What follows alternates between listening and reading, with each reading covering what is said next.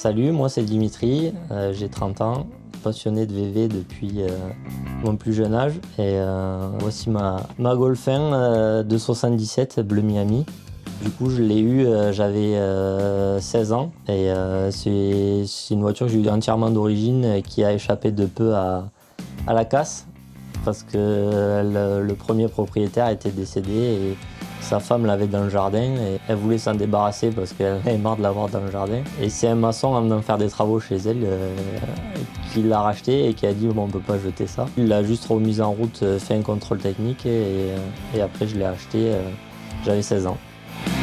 Je l'ai récupéré, j'ai mis 4 combinés filetés et 4 jantes BBS RM en 15 que j'avais à l'époque. Et après j'ai fait le début de ma conduite accompagnée dessus. Et en parallèle j'en avais une autre aussi, déjà avant une essence de 83. Je l'ai jamais roulé d'origine.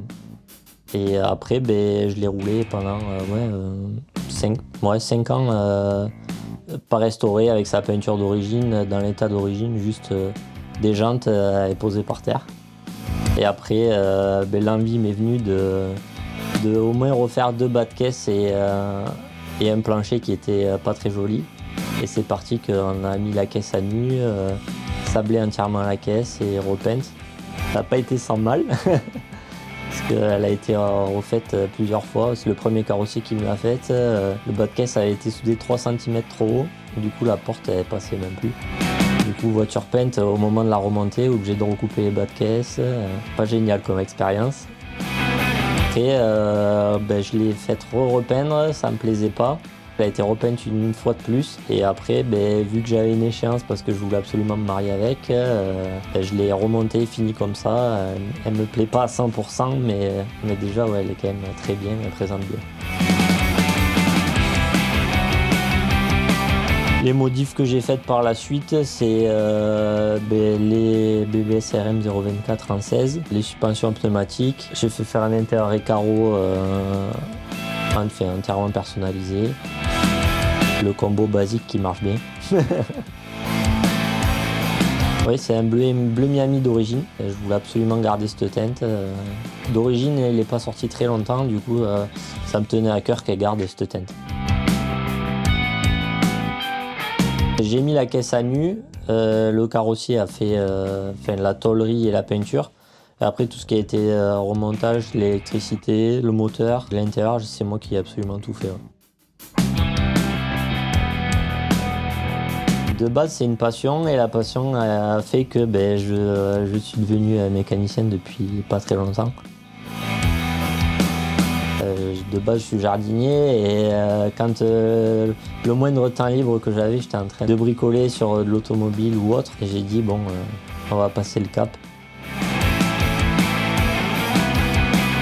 Le moteur, c'est un 1600 de Golf 2 à carbu, entièrement d'origine. Il y a juste une suppression de silencieux intermédiaire, sinon ça frotte par terre.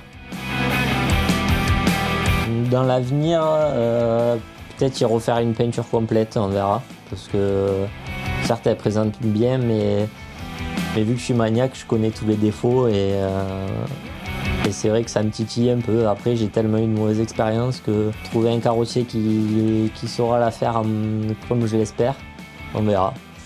Et après non, les jantes j'aimerais changer, mais bon, ce que je veux, ça vaut le prix plus cher que ce que j'ai payé la voiture, donc je pense qu'elle finira avec ces jantes là.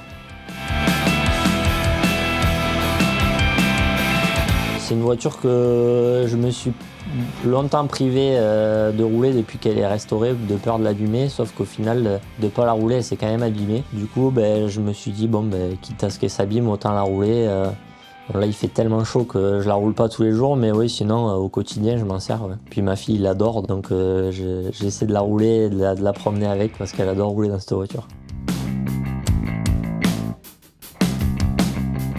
Fan de Volkswagen depuis toujours, j'ai que ça, quasiment à la maison. Si j'avais plus de place, j'en aurais peut-être d'autres, mais c'est vrai que de changer de marque, j'aurais beaucoup de mal.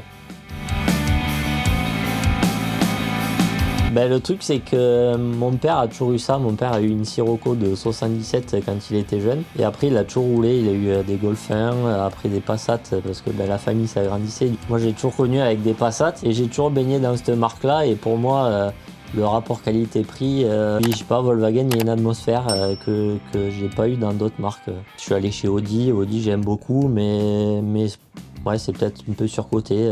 La Golf, pour moi, c'est la voiture avec le meilleur compromis. J'en ai eu une dizaine de Golf.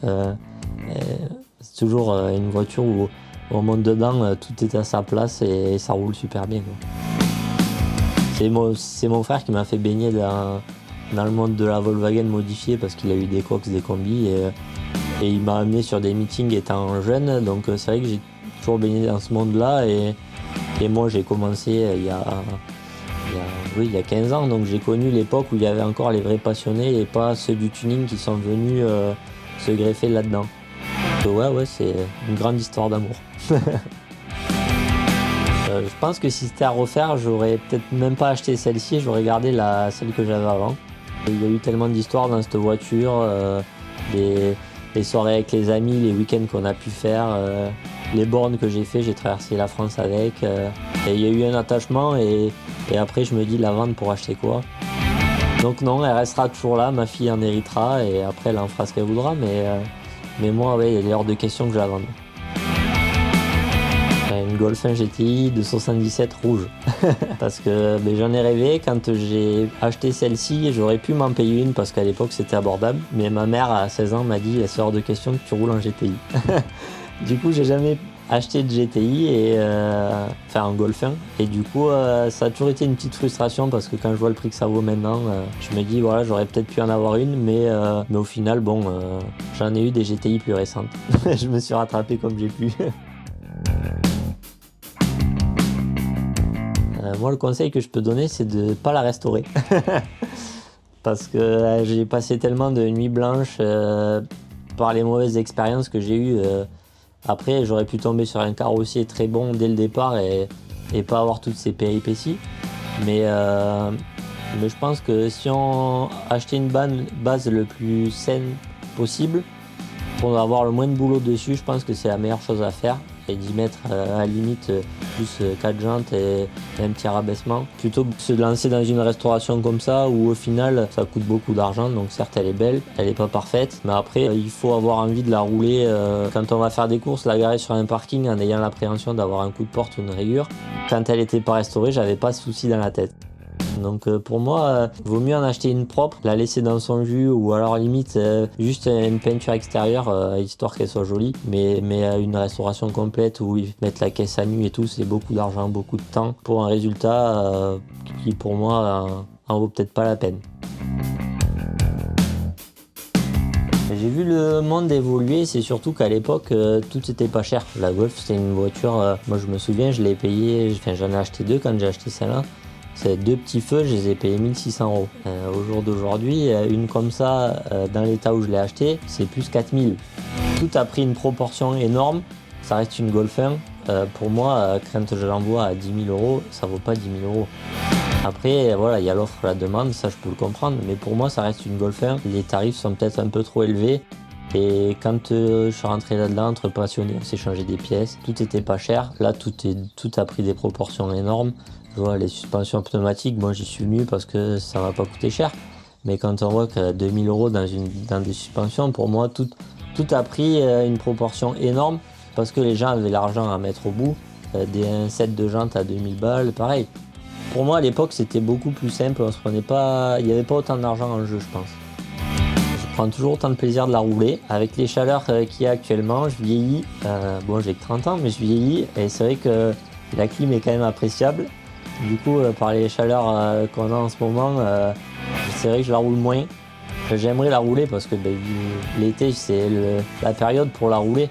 Mais il fait tellement chaud que ça n'est même pas tellement agréable parce que suer dans la voiture, c'est pas forcément ce qu'il y a de plus agréable.